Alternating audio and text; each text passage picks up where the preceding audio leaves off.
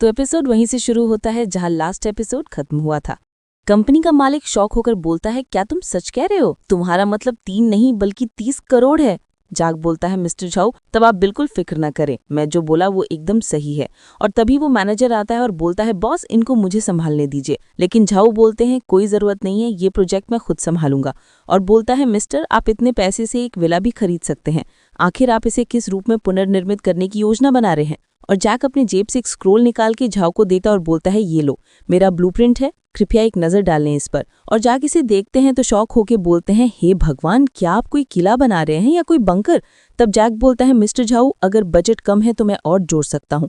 पूरे जियांगनान प्रांत में केवल आपकी कंपनी ही वो निर्माण कर सकती है जो मैं चाहता हूँ। मेरी एकमात्र आवश्यकता ये है कि ये आधे महीने के भीतर पूरा हो जाए। तब झाऊ बोलते हैं, आधा महीना? ये मुश्किल है। एक स्वतंत्र जल प्रणाली, एक एसी प्रणाली जो -90 डिग्री तापमान को झेल सके, एक वेंटिलेशन प्रणाली, एक निष्पंदन प्रणाली, और इसके अलावा आप 20 सेंटीमीटर मोटी स्टील प्लेटें लगाना चाहते हैं। और बोलता है, ये असल में एक युद्ध बंकर है, यहाँ तो कोई टैंक भी नहीं घुस सकता। नौजवान तुम घर को इस तरह क्यों बदल रहे हो? जो ज्यादा नहीं जानता वो यही सोचेगा कि ये कयामत के लिए है। तब जैक बोलता है, मिस्टर झाऊ मान लिए ये सर्वनाश ही है। और बोलता है, मैं अभी आपको 20 करोड़ दे रहा हूँ और बाकी कल पूरा होने पर आपको मिल जाएगा। तब झाऊ खुश होकर बोलता है, चूंकि आप इतने सीधे हैं तो मैं सारे संसाधन जुटा दूंगा। हम 24 घंटे काम करेंगे और आधे महीने के अंदर तुम्हारे लिए ये सुरक्षित घर बना देंगे।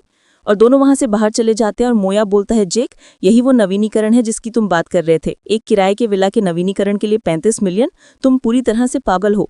तब जाग बोलता है, जल्द ही पासा सबसे बेकार चीज हो जाएगा, इसे बचाने की कोई जरूरत नहीं है, तुम्हें वापस जाकर अपने पिताजी को भी मना लेना चाहिए। तब मोटा बोलता है, जेक तुम्हारे पास इतने पैसे कहाँ से आए? हम दोनों को भी बेच दें तो भी इतना नहीं मिलेगा। तो जाग बोलता है, मैंने 10 मिलियन का लोन लिया है। तो मोटा बोलता है, जिस सर्वनाश की तुम बात कर रहे हैं वो सच होना चाहिए, वरना तुम्हारे एल लग जाएंगे। और उनको आगे जेनी और उसकी माँ दिखाई देती हैं। तब जेनी बोलती है, क्या तुम मेरा ध्यान खींचने की कोशिश कर रहे हो? बताओ तुमने मरम्मत पर कितना खर्च किया? तब जाग बोलता है, इससे तुम्हारा कोई लेना देना नहीं, तुम्हें आकर्षित करना, सपने देखो। तब उसकी माँ बोलती है, मेरी जेनी ने पर 1 मिलियन खर्च किए हैं, अब तुम्हें पता चल गया है कि असली ताकत कैसी होती है ना?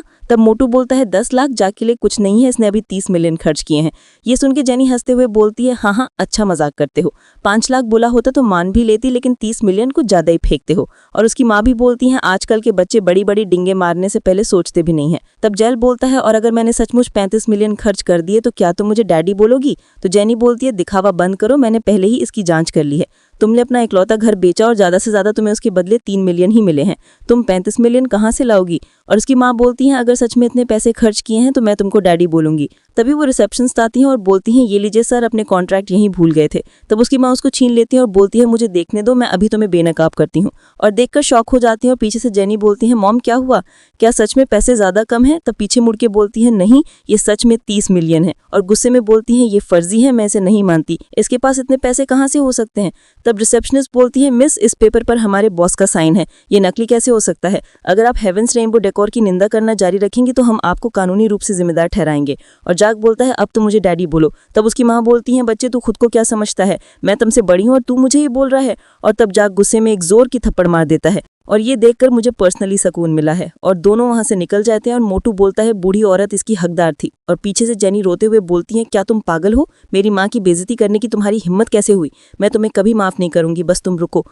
फिर हमें एमसी का विला दिखाया जाता है और मोटू बोलता है, हम यहाँ फिर से क्यों आए हैं? तब जैक बोलता है, मैंने तुमसे कहा था, अब मैं तुम्हें यकीन दिलाऊंगा कि सर्वनाश आ रहा है। तब मोटू बोलता है, कई दिनों से अजीब व्यवहार और बकवास कर रहे हो, या तो सर्वनाश वास्तविक है या तुम पागल हो गए हो।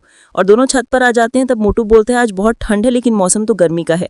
और बोलता है, जेक हम कब से यहाँ खड़े हैं, अगर कुछ नहीं हुआ जो तुमने बोला तो मैं नीचे चला जाऊंगा सोने के लिए। तब जैक बोलता है, हाँ लगभग टाइम हो गया है। और ऊपर देखते हुए बोलता है, वो आ गया।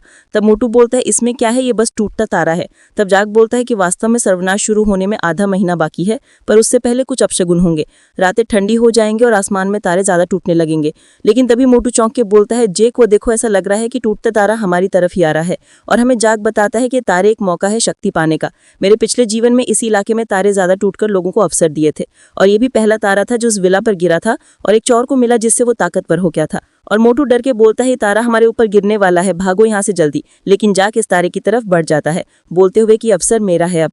और मोटू पीछे से बोलता है रुक जाओ भाई, क्यों मरने जा रहे हो। और हमें जैक को उस तारे के सामने दिखाया जाता है और मोटू बोलता है जैक को शूटिंग स्टार ने कुचल दिया। और जैक नीचे आते हुए बोलता है जैसा कि मैंने उम्मीद की थी, इससे मेरी शक्ति बढ़ गई है, अभी के लिए तो ये बहुत ही अच्छा है। और बोलता है मोटू क्या तुझे अब मुझ पे यकीन हुआ। और मोटू बोलता है क्या तुम मरे नहीं। तो जैक बोलता है मैं ना केवल मरा बल्कि मुझे एक विशेष योग्यता भी प्राप्त हुई, मैं अब बहुत मजबूत हूँ। लेकिन मोटा बोलता है भाई मुझे तो कोई फर्क ही नहीं दिख रहा कि तुम ताकतवर हो गए हो। तब जैक उसके ऊपर हाथ रखता है और उसे एक हाथ से ऊपर उठा देता है और बोलता है अब यकीन हुआ। तब मोटू बोलता है अरे बाप रे, मेरे जैसा आदमी जिसका वजन 200 पाउंड से ज्यादा है उसे एक हाथ से इतने आसानी से उठा लिया। और जैक उसे छत के किनारे पर लाकर बोलता है अब नीचे चलते हैं। और जैक ऊपर से कूद जाता है मोटे को साथ लेकर और नीचे जाके अपनी बाहों में पकड़ लेता है। तब मोटा थोड़ा डर में बोलता है अरे भगवान मैं तो बिल्कुल ठीक हूँ। तब जैक बोलता है क्या आप तुम्हें यकीन है। तो मोटा बोलता है अरे है भैया, बिल्कुल यकीन है, इतने ऊपर से कूदे और हम मरे नहीं, मुझे पूरा यकीन है। और हमें जेनी और उसकी माँ का सीन दिखाया जाता है। उसकी माँ बोलती है जेनी तुम क्या देख रही हो। तो जेनी बोलती है मैंने अभी एक टूटता तारा देखा जो जैक के विला पर गिरा। तो उसकी माँ बोलती है अच्छा होगा अगर वो उसको कुचल दे, मुझे जैक की शक्ल तो देखनी नहीं पड़ेगी। तो जेनी बोलती है चिंता मत करो, जॉन जल्द ही वापस आ जाएगा, हमने अभी तक पिछली बार का हिसाब नहीं चुकाया है, अगर उसे पता चला कि जैक यहाँ है तो वो उसे छोड़ेगा नहीं। तभी 2 रिंग होती हैं और जॉन आ जाता है और बोलता है जेनी कहाँ है। तब जेनी बोलती है जॉन मैं यहाँ हूँ। तब जॉन उसके बम पर मारते हुए बोलता है जल्दी करो और नहा लो, मैं पिछले कुछ दिनों से बहुत थका हुआ हूँ।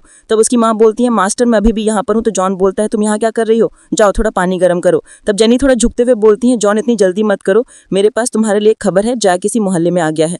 तब जॉन बोलता है क्या बात है, मैं तो उसे ढूंढने भी नहीं गया था और वो मेरे सामने अपना चेहरा दिखाने की हिम्मत कर रहा है। तो माँ बोलती है मास्टर जैक ने मेरी बेटी के करीब आने के लिए यहाँ विला किराए पर लिया है, आपको उसे भगाना होगा। तब जॉन फुल बाहर निकाल के बोलता है मैं अभी किसी को फोन करता हूँ, अब उस लड़के को मेरे साथ लड़ाई का पछतावा होगा। और बोलता है हेलो टैंग ने जॉन द डॉन। और हमें एक बॉक्स क्लब दिखाया जाता है जहाँ पर 2 बॉक्सर आपस में लड़ने थे। और जॉन बोलता है मुझे तुम्हारी जरूरत है, मैं तुम्हें 2 लाख दूंगा। तब गुंडा बोलता है समझ के मैं 2 घंटे में आपके पास आऊंगा यंग मास्टर। और अपने सामने वाले को बोलता है आओ अब लड़ने की बारी है। तो सामने वाला बॉक्सर बोलता है तुम्हारे जैसे नौसिखे को मैं तो बॉक्सिंग किंग को नीचा दिखाने की हिम्मत कैसे कर सकता है। लेकिन वो गुंडा उसे एक जोर की मार देता है। ये देखकर वहाँ की ऑडियंस शॉक हो जाती है और बोलते हैं ये कैसे हुआ, इसने एक ही बार में उसे हरा दिया। और हमें जैक के विले का सीन दिखाया जाता है और दोनों बियर पीते हुए सर्वनाश के बारे में बात करते हुए मोटू बोलता है मैंने कभी नहीं सोचा था दुनिया को ऐसा दिन देखना पड़ेगा। और खड़ा होकर बोलता है जेक अब मैं तुम्हारी पूरी बात मानूंगा। तब जैक बोलता है अपने पापा के पास जाओ और सब बेच दो। तब मोटू बोलता है मेरे पापा के पास संपत्ति तो है लेकिन क्या मैं उन्हें सर्वनाश में यकीन दिला पाऊंगा, वो पागल समझेंगे। तब जैक बोलता है तुम्हें समझना होगा आधे महीने में पैसा बेकार कागज बन जाएगा, सिर्फ जरूरी सामान ही महत्व रखेगा। तो मोटू पीते हुए बोलता है ठीक है, अगर मेरे पापा मुझे पीट पीट कर मार भी डालें तो भी मैं पापा को कंगाल कर दूंगा, मैं भी वापस जा रहा हूँ। तब जैक अचानक से बोलता है चुप रहो और बोलता है विले के बाहर चारों ओर लोग हैं। तभी हमें बाहर भी बॉक्सर और लोग दिखाए जाते हैं। गुंडा बोलता है दरवाजा तोड़ो, तो उसका आदमी तोड़ने के लिए आगे बढ़ता है। तभी गेट खुलता है और उस आदमी को जोर की पड़ती है और जैक बाहर आके बोलता है तुम लोग कौन हो। तब गुंडा बोलता है अच्छा तुम्हें पता चल गया, क्या तुम भी कोई ट्रेनिंग करते हो। तब जैक बोलता है ओ तुम हो। गुंडा बोलता है तुम जानते हो मुझे। तो जैक सोचते हैं पिछले जीवन में ये उन भाग्यशाली लोगों में से एक हैं जिन्हें सर्वनाश के बाद बेहतरीन अवसर मिले थे। शुरुआती दौर में उसके पास काफी शक्ति थी, क्षमताएं प्राप्त करने वाले अन्य लोगों की तुलना में। तब गुंडा बोलता है बच्चे मुझे जॉन ने भेजा है तुम्हें सबक सिखाने, अब चुपचाप बैठ जाओ, मुझे तुम्हें पीटने दो, ज्यादा से ज्यादा तुम्हारी कुछ हड्डियां टूट जाएंगी। और जैक बोलता है जान प्यारी है तो भाग जाओ। लेकिन तभी गुंडा आगे बढ़ता है जैक को मारने के लिए कि बच्चे अब मर जाओ, लेकिन आराम से बच जाता है और बोलता है तुम स्लो हो। तब गुंडा फिर से आगे बढ़ता है लेकिन इस बार जैक उसे जोर का मुक्का मार देता है। ये देखकर उसके आदमी शौक हो जाते हैं और बोलते हैं इस बच्चे ने बॉस को कैसे नॉक कर दिया। और एमसी उस गुंडे को बोलता है क्या तुम हार मान रहे हो। तब वो फिर से उठ जाता है मारने के लिए और बोलता है मुझे हरा दिया सा कोई पैदा नहीं हुआ। लेकिन जैक उसे और जोर की किक मार देता है। और दोस्तों एक नोटिस देना चाहता हूँ, ये मांगा ऑनगोइंग है, तो इसके जितने चैप्टर आए थे मैंने एक्सप्लेन के दिए हैं। अब नए जब आएंगे तो मैं इससे आगे के दूंगा। और यहाँ तक देखने के लिए शुक्रिया गाइस।